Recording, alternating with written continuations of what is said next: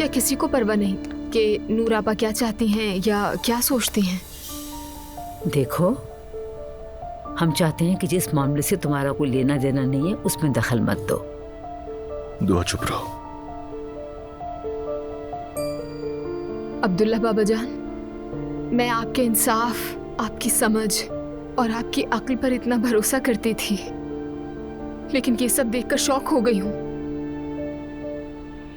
आप नूर आपा को उन्हीं की जिंदगी का फैसला करने का मौका नहीं दे रहे, यहाँ तक कि उनकी राय भी नहीं पूछी जा रही।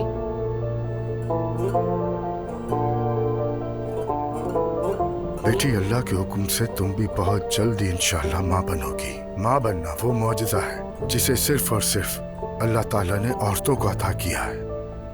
और जब वक्त आएगा और तुम अपनी औलाद को गोद में लोगी तो तब तुम्हें समझ आएगा कि जिंदगी अब कभी भी वैसी नहीं रहेगी जैसे पहले थी।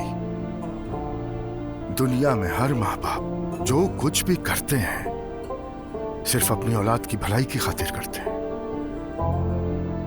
अभी तुम्हें ये बात शायद समझ ना आए, जब माँ बनोगी तब जरूर समझोगी। अपने बच्चे की खुशी को नजरअंदाज करना मेरे नजदीक माँ बाप बनने की कोई दलील नहीं है। अब्दुल्ला बाबा जान, माफ कीजिएगा, लेकिन मैं नूर आपा को यूं सूली पर चढ़ने के लिए जबरदस्ती शादी पर जिस तरह मजबूर किया जा रहा है नहीं देख सकती।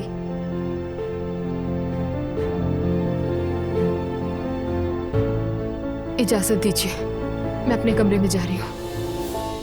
दुआ। अजलान, रुक जाओ। मगर बाबा, ये कोई तरीका नहीं है। रहने दो, ये वक्त उसके लिए नाजुक है, दबाव मत डालो उस पर। वो जो उसका इतना मुंह खुला है वो दबाव ना डालने की वजह से ही खुला है। मरियम बेगम,